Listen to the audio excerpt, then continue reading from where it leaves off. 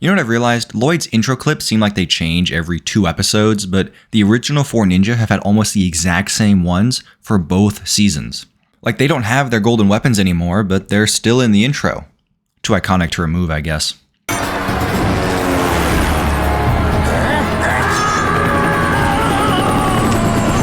Wow, he carried his fallen friend out of the way of the helicopter. That's actually very wholesome. Good job, Random Snake. Already! Man, I want a service like that. Lord Garmadon, what brings you to our humble dwelling?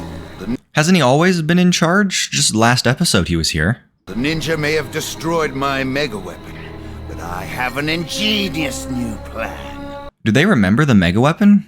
It's not important, I guess. Just curious. Captain Soto's journal mentioned they'd been looking for a fabled Dark Island. Ah, the Dark Island. We're finally here. This is the better half of the season by far. Oh, please. You're having us chase after fairy tales now? Once again, Scales is the only one who has any brains. It's no wonder he's the only reoccurring Serpentine character in later seasons, other than Pythor, I guess. A place full of untold power. Untold power? I told you, fool, they're unspeakable. And so they just dip. What are the rest of the Serpentine gonna do? Their leaders left. They're just on their own now, I guess. Fun transition.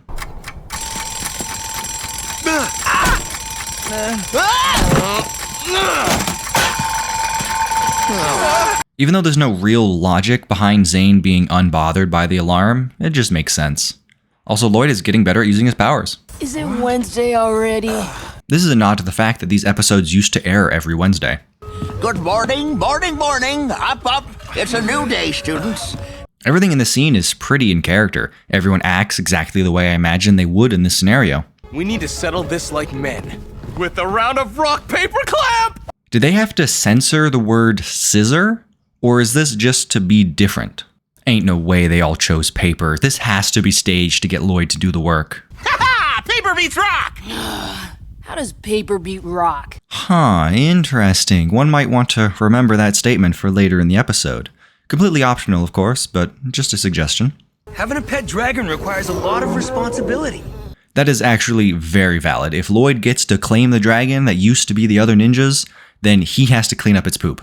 Didn't your mom ever let you have a pet? I don't remember my mother. She abandoned me when I was really young. What? Okay, trauma dump, why don't you, Lloyd? I don't have anything else to do today. I have a mission for you guys. Oh, never mind. Put a pin in that trauma, Lloyd. Rebottle it up or something. Hey, there's that poster again. Something really strange has happened. What? You're gonna have to see it to believe it. Just tell them. I hate when shows do that. Either tell them, i.e. us, the audience, or just have us discover it for the first time with the main characters. Here, Nia, hold this. Wait a minute.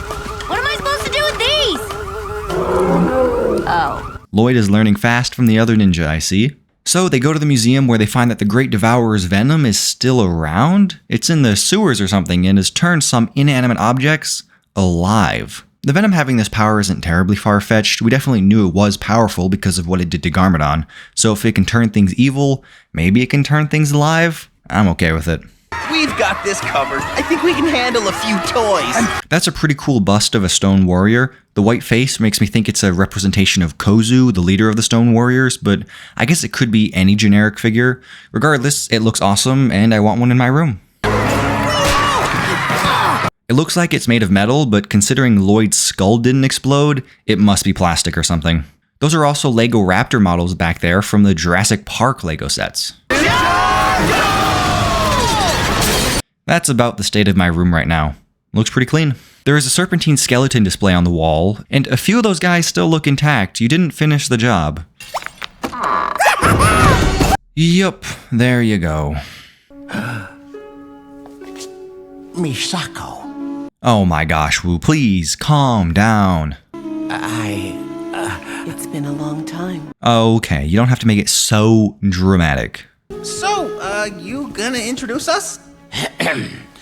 Yes, this is Misako, Lloyd's mother. Okay. Here we go. Misako has been revealed. We don't get a ton of information about her from this first interaction, other than that she has some sort of history with Master Wu. Also, I want to get one thing out of the way. Misako, terrible mother, terrible, pretty stupid person too, actually, if you ask me. I'll explain it all in due time. You're so much bigger than I remember. Yeah, well, it's been a long time. Lloyd is supposed to be 12 years old. 12! Imagine if someone you thought was in middle school shows up looking like he's in college. Come on, have a bigger reaction than that. I have a reason why I've been away. Well, I don't want to hear it. Lloyd, wait. Please. Yeah, you go, Lloyd. I'm being a little bit mean. Lloyd should probably talk to his mom eventually. It's not good to hate your parents. It's because there is no land outside of Ninjago. This statement will become increasingly more inaccurate as the Ninjago series progresses. Eventually, there's tons of other islands outside the main continent. He's without his mega weapon. He's vulnerable. I thought the other leaders were okay with Garmadon in charge. That's why they came. Maybe Scales has been convincing them otherwise during the trip. Is that the island? Where?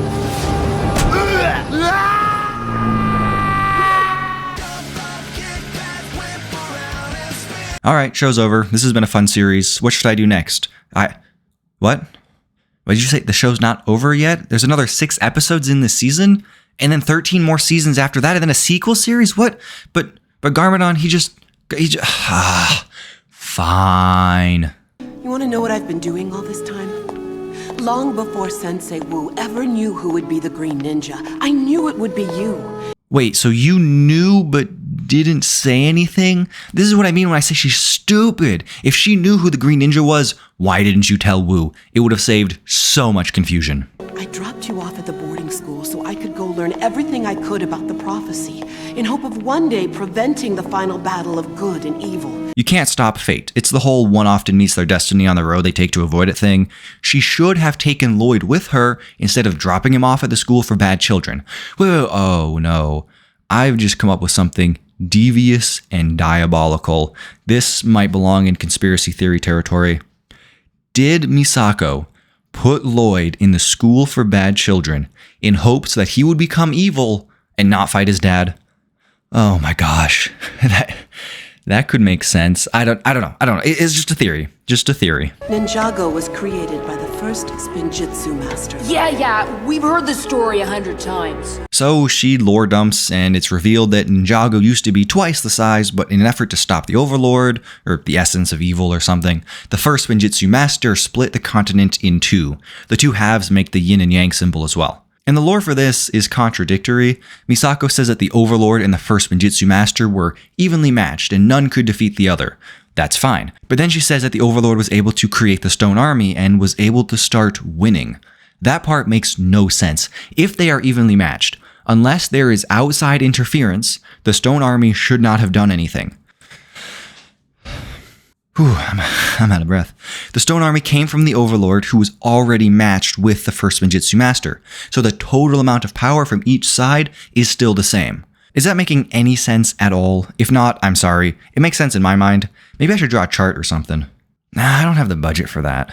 Leave a like and subscribe, by the way. Also, the flashback shows the Golden Dragon in one of the elemental blades. And lucky for us, since then, there has been no trace of the Overlord or his Stone Army. Gone. Reduced to atoms. Also, this banner shows a golden figure fighting a giant snake. It's possible that the first Spinjitzu master fought the Great Devourer and maybe was even the one who locked it away. We have each felt the power of the first Spinjitzu master, passed on to us in the form of the elemental weapons. But now that power has been inherited by the Green Ninja. So Lloyd is the next Spinjitzu master. Dang, this is really some Avatar The Last Airbender type stuff. Leaving you was the hardest thing I've ever had to do.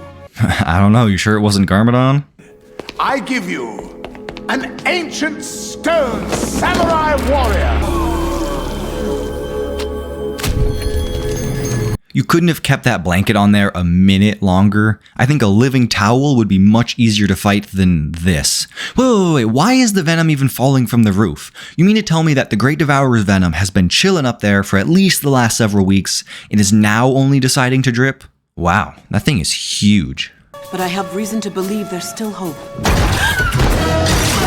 I'd cancel that order of hope now. Wow! Excuse me! Will somebody please tell me what the heck is that? Oh man, another great reaction clip. I gotta save that one. The texture on the shoulder pads is interesting. Kind of looks like snakeskin. Take this.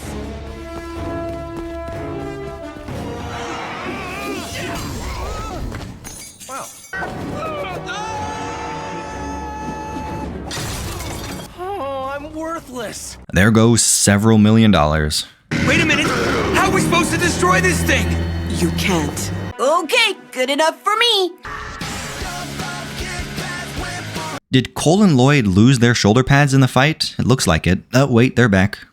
You know what else I noticed? Lloyd's pads are less shiny than the silver ones. Kind of looks like it's made of stone. Maybe it's a different material? Anyways, back to the Rogue Mega Evolution battle. Well, it's a good thing we're in a museum. Why is that? Because we're all about to become history.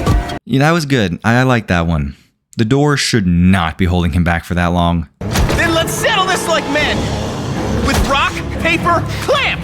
Loser has to face him so the rest can escape. Wow, they were about to sacrifice themselves to save everyone else with very little hesitation. I'm proud of you, Ninja. It was a dumb idea that probably wouldn't have worked, but I'm still proud.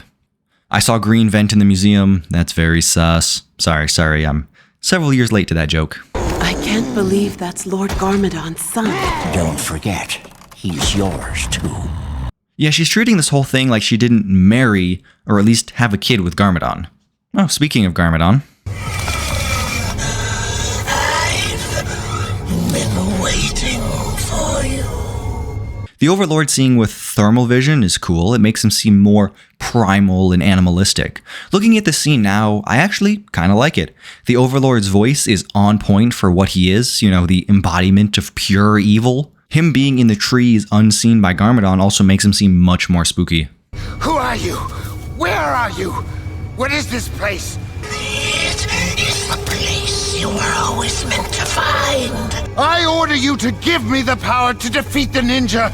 At first, it seemed like Garmadon didn't know anything about the Overlord, but I realize now that that's not true. He orders the Overlord to give him power to take over Ninjago. If he didn't know who the Overlord was, he would not have done that. You will have everything you desire. And that's all we get of the Overlord for now. He shows up at the end of the episode, so I'll talk more about it then. No, don't destroy the bones, don't destroy the bones. I tried asking AI what the phrase was on that poster, and it told me that it's ninja, written vertically in English.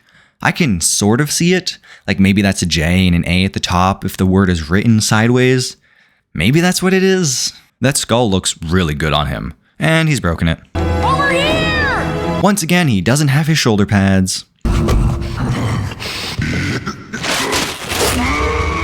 You can see Lloyd's hair under his hood. I don't think that's been there before. Covering up the hole was a smart plan. Good job, Lloyd. Stay with us.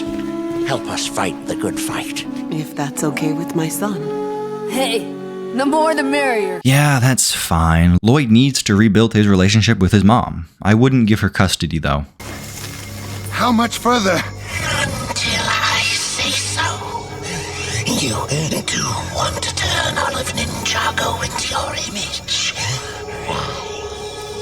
So far, the Overlord hasn't given us much to work with, but we can see a few things. He's already being fairly manipulative. He keeps reminding Garmadon of what he wants most as a way to get him to do what the Overlord wants. That's cool. We've never gotten an overhead shot of Ninjago before. And with your help, we will rule this world.